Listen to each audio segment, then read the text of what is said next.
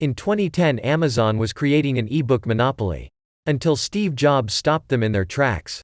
This epic story is a masterclass in negotiation. By 2010, Amazon had sold 1.5 million Kindles and become the leader in the e-book market.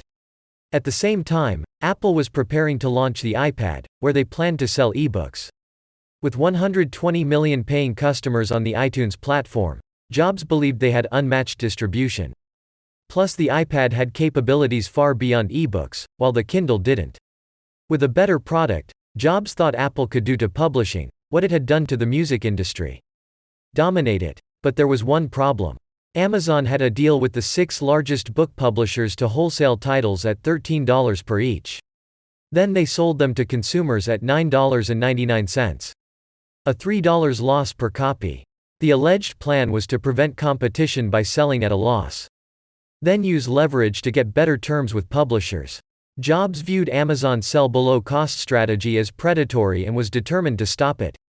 He wanted to charge $14.99 per book, including a $4.50 commission for Apple, but knew he couldn't compete with Amazon selling the same book at $9.99. So he devised a plan. In exchange for access to Apple's 120 million paying customers, publishers had to agree to a deal. Titles would be priced at $12.99 minus $14.99 on Apple's iBooks and any other platform. If Amazon didn't want to play ball, they'd lose access to listing the ebooks from the publishers. Jobs quickly got 4 of the 6 big publishing houses to agree. Craving his customer base, they were happy to pay the 30% iBooks commission too. But HarperCollins, the largest publisher, refused to comply. They were happy with their Amazon deal. Then, seemingly out of the blue, HarperCollins agreed to all of Apple's terms.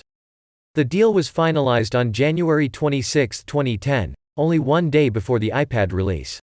Normally, the brilliant negotiation skills of Steve Jobs are reserved for legend. But a 2012 Department of Justice lawsuit against Apple and the publishers, for price fixing, revealed how he got this deal done. And it only took him 2 emails with HarperCollins execs to finalize. Here's the tactics he used with snippets from the actual emails. Before diving into Jobs' dismantling of HarperCollins, we must understand their objections. They were concerned about Apple's high commission, price control across platforms, and standardized pricing, rather than title by title.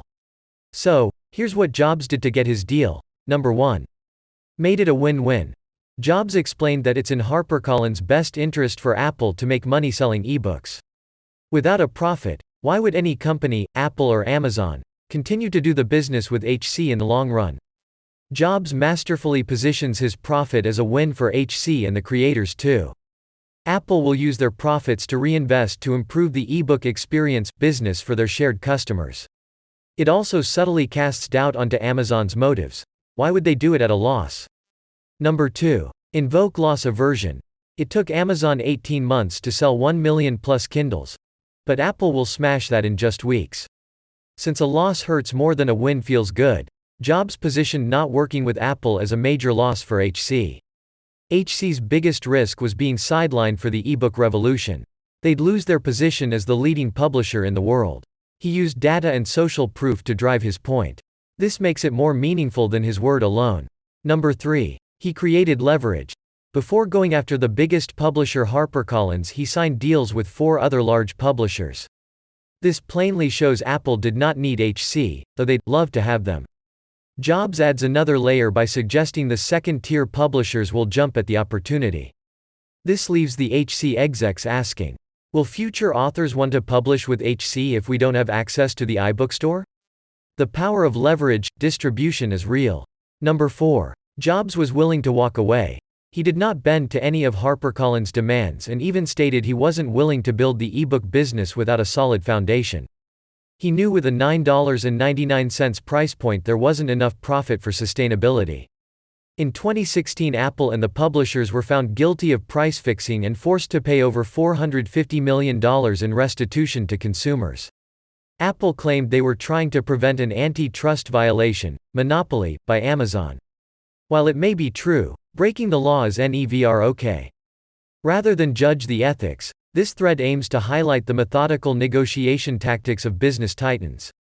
For entrepreneurs, it shows defining your value prop and positioning it with strength as how to succeed in high-stakes negotiating.